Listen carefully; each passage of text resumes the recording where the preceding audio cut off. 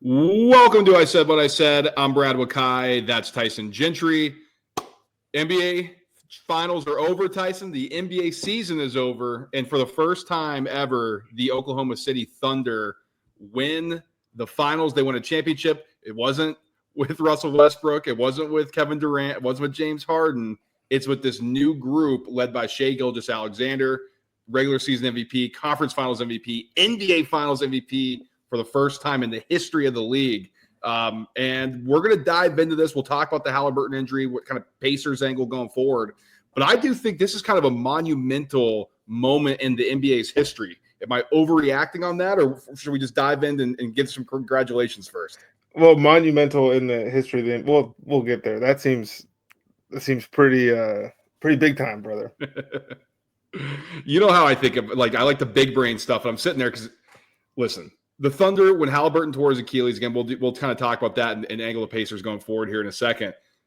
When he tore his Achilles, this was always going to be the result that the Thunder were going to run away with it. So I was sitting back. I'm enjoying my day because my Phillies beat Tyson's Mets, took the series, finally needed a little pick-me-up there. And then USA Soccer looked pretty good. So I got the shirt on. I'm feeling good. And then I saw the injury. I'm like, oh, this sucks. So I got to sit back and think about this thing from a broad perspective. But let's dive into this. What do you think about the Thunder's season overall? And we'll kind of take us through the finals. I mean, season-wise, it was one of the best we've ever seen. It was, and the fact that they cap it off with the dub is pretty big time, obviously. But it feels weird to me. It's like it's a 68-win team. They just won the NBA Finals, and I don't think that the respect is going to be shown necessarily, or even if I'm feeling that way, like.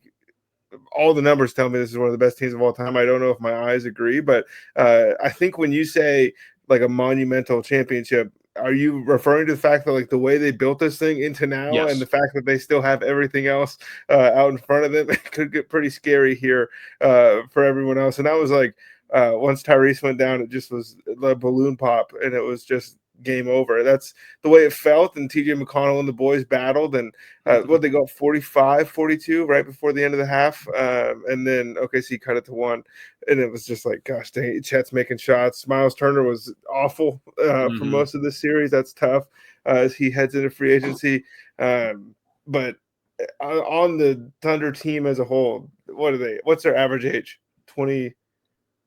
Oh, I don't know off the top here. I mean, it's young, and that's kind of what I'm thinking monumental-wise, because we look in the past, and you know, the Warriors did it with Steph, Clay, Draymond. They drafted it, and they got the first couple championships, but then they went and got Kevin Durant, and that was 25.6. 25.6. So, okay, even still, that's young. Not as quite as young when people point out, oh, well, this college team's older than the Rockets or the Hornets, wherever the heck it is, but it's still a young age for them to do this. This is a huge step in the right direction for that franchise. But yeah, when I'm talking like monumental, it's the way that Sam Presti built this. First of all, he just punched his ticket into the Hall of Fame. There's no doubt about that. One of the best executives of all time. And we'll see kind of where this thing goes from here, because we talked about the second apron. If you haven't listened to our Lakers thing, it's going to hit OKC hard with Jalen Williams, Chet, and Shai Gilgeous Alexander. But that's for down the road. This is about stacking as many chips as you can, being this new Golden State Warriors, the 2020s, mid-2020s Golden State Warriors. They can rattle off 3 or so. And I think they're set up to do it. But I'm with you on that broader point, because what we're going to hear and what you guys are going to hear as listeners on ESPN, on Fox, on anybody else who's doing this stuff, is the Thunder one of the greatest teams of all time? No, I don't think so. This isn't the takeaway from anything they did. And like you said, the metrics are great. The defense is awesome. And we can talk about that. But when we go through the playoffs, they didn't quite dominate. And I think the way that they lost Game 6, Tyson, leading into this Game 7, I think that wiped away all, like, is this one of the greatest teams of all time? Because the way they looked in that, not just that they lost, was a differentiating factor. But that's not to take anything away from the Thunder. This was a fantastic season, one of the greatest seasons that we've seen. And I do think that this is a great moment for the NBA if we want to talk about us as fans going forward. You don't have to be in LA. You don't have to have the richest guy. You don't have to have the best player of all time, things like that. So I think this is a cool little chapter. Yeah, you just have to be ridiculously loaded, have a general manager that has the patience of like 10 months. The fact that not once did Sam Presti look out there and go, I need to go all in for some of these things. And it was painful when they lost Kevin Durant. It was more painful when they like willingly kind of moved off of Russell Westbrook, and they built this whole thing. You can go back to the bubble, in 2020 when they had Chris Paul, and it was like, Lou Dort looks pretty good. Like they might have got a guy, but that was Darius Basley was playing for that team. There were some other guys where it was like, okay, they haven't filled it out with all NBA players yet. And then J-Dub comes in the fold. They go out to get Caruso this summer, which was huge and paid dividends. His steal that he had off McConnell at the end of the first half kind of, I think, prevented a little mini Pacers run there too. And it was yeah, so that's all you need. You just need Hall of Famers everywhere. And Mark Daigneault, we say the NBA coaching might not matter as much as in other professional sports. I think he didn't have a great series, and they still won. And Chet Holmgren was horrible for a few of these games here, and they still won. It's pretty terrifying. Especially if you think about the ceiling, because, coming into this, it was like, can you really win an NBA Finals with Jalen Williams as your second best player?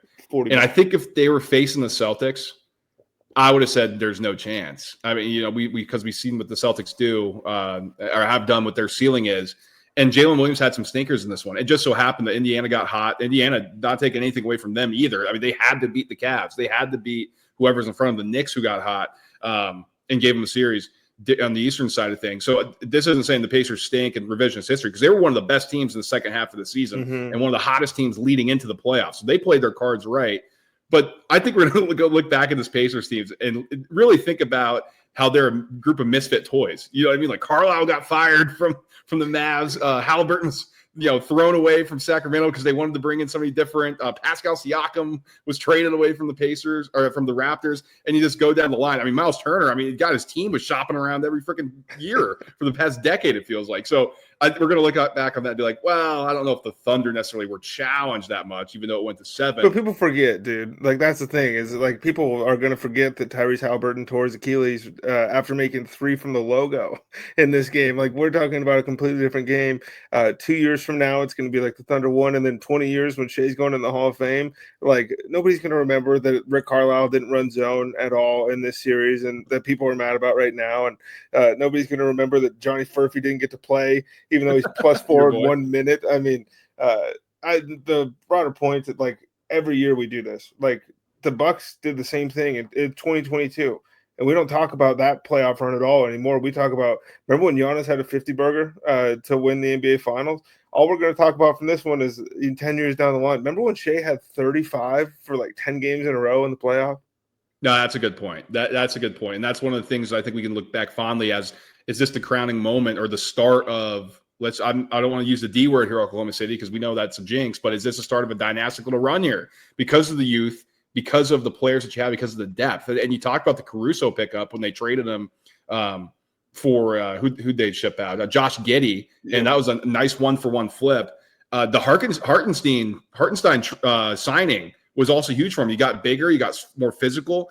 I don't think they win this series with just Chet. We saw him get pushed around. They had to go get another guy who's got some beef to him, who's been in the NBA, can rebound, knows his role, brings a little toughness to the equation. So I thought that was huge as well. Another tip to Sam Presti, and I think we're on the precipice of some great things here for Oklahoma City.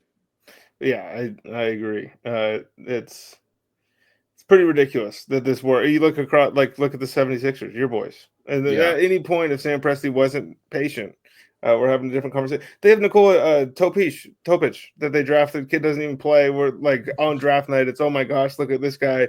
He's running the point. He's 6'10". Look, he weighs 100 pounds, but that's just another guy they're going to throw in here next season. Like the train doesn't stop. No, it does not. So we'll see what they do this offseason, Tyson. I think, we always say, okay, well, you got this core, let's run it back. I think if you're an executive, you always got to be tinkering. You always got to be aggressive. Is there somebody else they can get? Like, I know Lou Dort had some moments in this series. Can you imagine an upgrade on the wing, dude? Like, so let's think about some things that could happen here for Oklahoma City that really gets them to that next level. And this is coming off an incredible season, one of the most dominant we've seen. So I don't think Oklahoma City's done adding. That's not the type of guy Presti is. So let's move off of that, though, Tyson, because there's going to be a lot of superlatives thrown at them. And let's talk about the Pacers, because this just sucks for them with the Haliburton injury and kind of where we look at the Pacers going forward. Because, getting to this moment was a lot about the magic that Haliburton had during this run. Getting to this moment was a lot about being well coached, playing harder than everybody. This is a team that didn't play a lot of defense, for the most part at times. And then when they needed to, they really locked it in and just beat you with high energy. Everybody kind of coming together and gelling. And it felt like if they were going to win something, this was the year to do it because all the cards stacked in their favor. And then literally at the last blackjack hand, when you're getting ready to go home or getting ready to win that big one, something happens. And this time it was Haliburton popping his Achilles when he had a calf strain. And the air is out of the balloon. I mean, we're not just talking about you lose the NBA Finals. What does this look like next year? Because he's not going to play in 2025, 2026 season. I mean, he's going to be out for a while. We don't even know how he's going to look when he comes back. I know everybody looks at these Achilles injuries. Kevin Durant being a prime example, we'll talk about with the trade.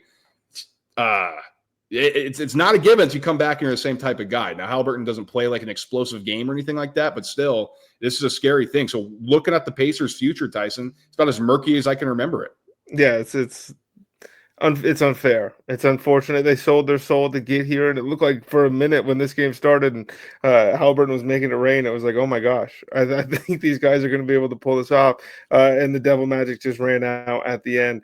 And now you don't know where they go. Because like you said, Haliburton's not going to play. And everything moves so fast in the NBA that by the time he does come back, we're hoping he gets back to even a better version of this guy. But this felt like the start of an ascension for Tyrese Haliburton up the ranks of these guards in the NBA.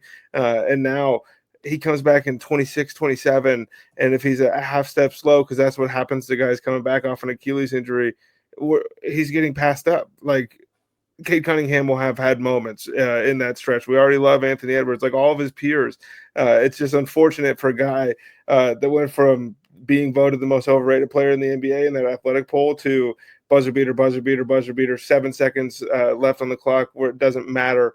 This team was coming back, and Miles Turner's a free agent. I know I made fun of him a little bit at the top of the show because he was bad in this series, but that's a guy that you're probably going to have to replace. And like Thomas Bryant's not enough.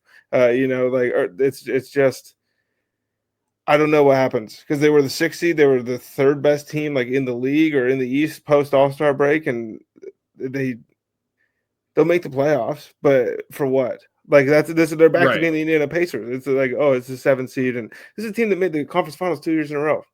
Yeah. And I think that's the most deflating thing. Cause I mean, you think about the championship window they've even had on the past few years. Let's forget about the Reggie years. They can't get over the LeBron hump, right? Like with Paul George, and then Paul George breaks his leg, and it's like, oh God, I mean, what do we do from here? We have to move on from Paul George. So that's a new era. The Lance Stevenson type of years, after that, or even who they even roll into. I can't even remember, but then you were just climbing. You weren't quite there, couldn't kick through. And them. Oladipo, yeah, because then he blows his quad out, and then now you got this with Haliburton, and it's just like, God, is this franchise cursed? And that's why I do feel bad for the Pacers fans, because in Indiana, basketball is not just a sport. It's a religion there. Like these people eat, sleep, and breathe basketball. Like they love basketball, and for that to happen to these guys who all they care about is this sport, it is brutal. Yeah, it's unfair. It really is. It was a brilliant and entertaining run, though. I mean, there was a couple times throughout this series where it was like, these guys don't even deserve to be on the court with the Oklahoma City Thunder. And they pushed them to 7. They took a lead at the half without their best player. Insane. It is insane. All right. Well, that's our immediate reaction. We didn't do a deep dive just because we kind of want to get our thoughts off as we just finished watching the game. And I know you'll listen to it a little bit later on your own time, whether you're watching on YouTube or listening. But we just want to get our immediate thoughts down, talking about the Thunder, kind of what this means, big picture, Haliburton, everything going forward. As we kind of close the book on the NBA season, we got the draft, we got different trades that will be coming up in the offseason. So we might be able to dive into some more stuff here as we kind of go big picture in the way we like to think about things instead of being reactionary. But this is our immediate thoughts. A trade that did happen, so I got to stay subscribed. Don't miss a single thing we do, is Tyson's boys, the Suns, just traded Kevin Durant. So we're going to give our reaction on that, dive into there. And then we got you covered on NBA draft content during this week. So don't miss a single thing we do. Stay subscribed. Smash that like button on the way out. We'll talk to you guys soon. Peace.